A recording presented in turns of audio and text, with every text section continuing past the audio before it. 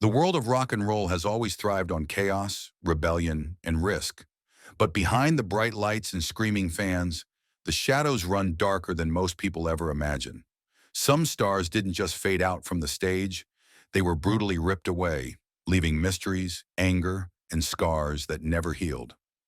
Which rock legends met their end not through age or accidents, but through the cold hand of murder? Let's pull back the curtain and find out. John Lennon. Few stories in music history hit harder than John Lennon's assassination. On December 8, 1980, outside his Manhattan apartment, the former Beatle was gunned down by Mark David Chapman, a fan who had waited hours for him with a copy of Double Fantasy. Lennon had even signed an autograph for him earlier that day, unaware of the danger looming. When Lennon returned with Yoko Ono later that evening, Chapman fired 5 shots, 4 of them striking the 40-year-old icon. The world froze in disbelief. Lennon wasn't just a musician, he was a cultural force, a man who shaped generations with his lyrics and activism. The irony, he was murdered by someone claiming to be his fan. The senseless violence shocked millions and cemented his place as a martyr of peace and art. The global mourning was unlike anything before, and decades later people still ask, why would someone obsessed with his music choose to silence him forever? It remains one of the most haunting losses in rock history. Dimebag Darrell Abbott, the brutal death of Pantera's guitar hero. Dimebag Darrell Abbott is one of the most shocking murders ever witnessed live on stage. On December 8, 2004, while performing with his band Damage Plan in Columbus, Ohio, Abbott was ambushed by Nathan Gale, a disturbed former Marine who stormed the stage with a handgun. Within seconds, Dimebag was shot at point-blank range in front of hundreds of fans. Chaos erupted as audience members thought it might be some twisted stunt, but the horror was real. Gale killed Abbott and 3 others before being stopped by police. Abbott, only 38, had already been considered one of metal's most influential guitarists, known for his shredding riffs and wild showmanship. His death wasn't just the end of a career, it was the loss of a larger-than-life personality who defined an era of heavy music. Fans who had come to celebrate the sound of rebellion instead left scarred by the sound of gunfire. Dimebag's murder marked a chilling reminder that the stage, once the safest sanctuary for performers, could turn into a battlefield in seconds. Sam Cooke. Sam Cooke wasn't just a voice, he was the voice of a generation, blending gospel roots with smooth soul to create timeless classics like A Change Is Gonna Come and You Send Me. But his life ended violently and controversially in 1964 at a Los Angeles motel. Cooke was shot by the motel manager, Bertha Franklin, after what police later described as a confrontation. According to Franklin, Cooke had arrived searching for a woman who had taken his belongings, and things spiraled out of control. Cooke was only 33, found wearing nothing but a sports jacket and shoes, leading to headlines that twisted the narrative into scandal. Friends and family never believed the official story, suspecting foul play and pointing out inconsistencies in witness accounts. The case was ruled justifiable homicide, but the questions never stopped. Why would one of music's biggest stars, a man on the cusp of even greater success, die in such a murky and violent way? Cooke's murder stripped the world of one of its most gifted voices, and the unanswered questions still linger like an unfinished song. Mia Zapata. In the early 1990s, Seattle was exploding with the grunge revolution, but Mia Zapata was cutting her own path as the fiery frontwoman of punk-infused band The Gits. Her raw vocals and unapologetic presence made her a local legend. On July 7, 1993, everything changed. After leaving a friend's house, Zapata was attacked while walking home and later found dead in a horrifyingly violent crime. She was only 27. For years, her murder went unsolved, haunting Seattle's music scene and becoming a grim reminder of how unsafe even rising stars could be. Bands like Nirvana and Pearl Jam rallied to raise awareness, and Joan Jett even joined the Gits to keep her spirit alive. It wasn't until 2003, 10 years later, that DNA evidence finally led to the conviction of Jesus Mesquia. But the delay didn't lessen the pain. Zapata's story is one of stolen potential, a life and career interrupted just as she was breaking through. Fans still listen to her recordings with the chilling thought, this voice should have soared higher, but instead it was brutally silenced. Brian Harvey. Brian Harvey, half of the alternative duo House of Freaks, had the kind of cult following that musicians dream of. But in 2006, his story turned into one of the darkest chapters in rock history. On New Year's Day, Harvey, his wife Catherine, and their two daughters were discovered murdered in their Richmond, Virginia home. It wasn't a burglary gone wrong. It was cold, deliberate brutality. Bound and locked in their basement, the family was killed and the house set on fire. The shocking crime sent ripples through the music and local community, leaving fans horrified that such violence could target someone so unassuming. Harvey was known for his thoughtful lyrics and stripped-down sound, the kind of music that resonated deeply with those who listen. To lose him was bad enough, but the manner of his death was a nightmare. Authorities eventually arrested two men tied to a violent crime spree, but the fact remains, Brian Harvey and his family never stood a chance. It's one of those stories where music, innocence, and life itself collided with pure evil. Fans still speak of him not just as a musician, but as a reminder that even the most down-to-earth artists can face the most horrific endings imaginable. Peter Tosh. As one of reggae's most fiery and uncompromising voices, Peter Tosh never shied away from confrontation. A founding member of the Wailers alongside Bob Marley, Tosh later struck out on his own, using his platform to challenge authority and speak truth to power. But in 1987, his boldness may have sealed his fate. Gunmen entered his home in Kingston, Jamaica, demanding money he didn't have. Tosh and several friends were held hostage for hours before the intruders opened fire, killing Tosh and two others. He was just 42.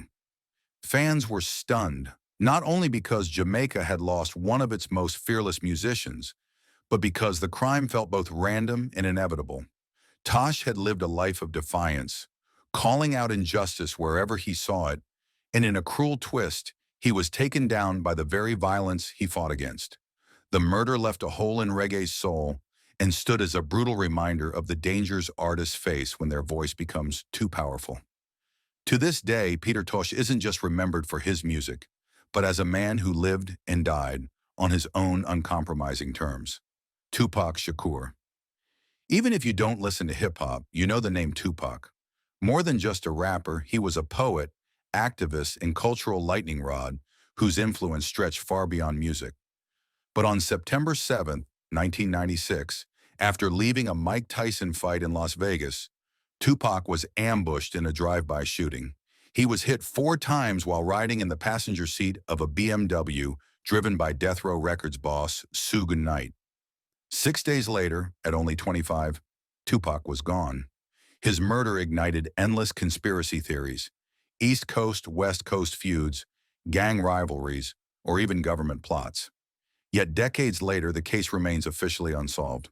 What makes Tupac's death even more chilling is how often he seemed to predict it in his music. Lyrics about dying young, being hunted, and leaving behind a legacy felt less like art and more like prophecy. His passing didn't just rob hip-hop of its brightest star, it marked the end of an era where rap was becoming a global force. Tupac's murder left fans angry, suspicious, and endlessly asking, who silenced him, and why? The lack of closure only fuels his legend, making his absence as powerful as his presence once was.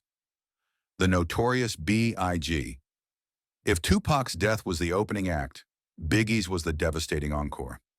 Just 6 months after Tupac's murder, Christopher Wallace, better known as the notorious B.I.G., was gunned down in Los Angeles on March 9, 1997. He was leaving a music industry party when a black Chevy Impala pulled up and fired into his SUV. Biggie was struck 4 times and died at the hospital. He was only 24. The eerie parallels to Tupac's killing fueled talk of a cycle of revenge between East and West Coast rap, though official investigations went nowhere. Biggie had been on the verge of superstardom with his second album, Life After Death, about to drop. His murder transformed it into an instant classic, haunted by his absence. Fans mourned not only a brilliant storyteller with unmatched flow, but also a young father whose life ended before he could see his son grow up. Biggie's murder remains unsolved, but what it confirmed was that the 1990s rap rivalry wasn't just entertainment, It was deadly. His name still echoes in hip-hop like a ghostly warning about the price of fame, power, and grudges that got way too real. Marvin Gaye. Marvin Gaye's voice was silk and fire rolled into one. He gave the world classics like What's Going On and Let's Get It On, shaping soul music with unmatched depth.